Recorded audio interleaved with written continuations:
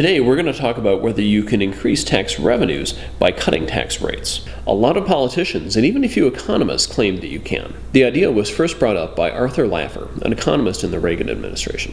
Legend has it that Arthur Laffer initially sketched out his idea on a cocktail napkin, so I'm going to do the same thing. Along the bottom we have the tax rate. It goes from 0% to a maximum of 100%.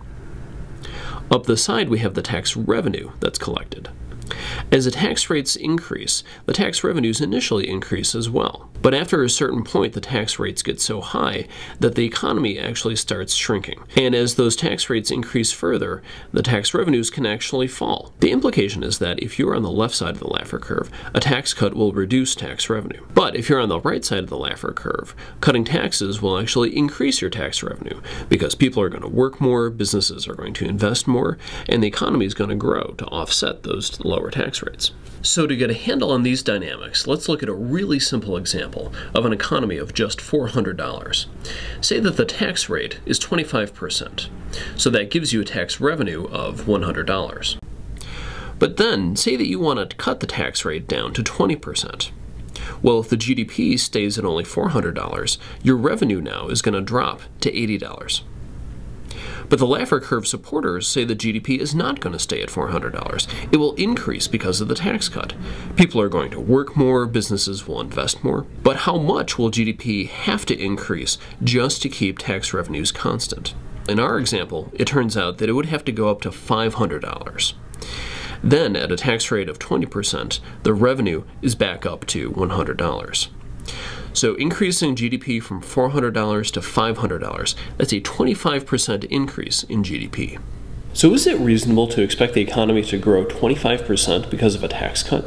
To put that number in perspective, consider that here in the United States, 3% growth in the economy is considered very fast. That's what we had during the 1990s. And even China, which is booming, typically sees 8 or 9% growth in its GDP every year. So a 25% increase in GDP is just completely unprecedented. We have seen things like that occasionally, but it's often in cases like Bosnia, where the economy bounces back after people simply stop shooting at each other. But wait, I know a lot of you are saying that Bush cut taxes, and 4 or 5 years later, the revenues were higher than they were before the tax cuts. There's a couple of problems with claiming that. First of all, GDP just typically tends to grow over time simply because of population growth. It's not that people were working harder, it's just that we had more people. Second, government expenditures were not put on hold during this time, waiting for the tax revenues to catch up. Those expenditures kept on growing, resulting in large deficits. The real question is whether, after 5 years, the tax revenues were higher or lower than they would have been without the tax cut. And most economists agree that the revenues are lower because of the tax cut. But don't take my word for it. Over the past 30 years, we've had 3 very good tests of this theory. In the 1980s, Reagan cut tax rates and tax revenues fell. In the 1990s, Clinton raised taxes and tax revenues increased. And then again in the previous decade, Bush cut taxes again and revenues fell again.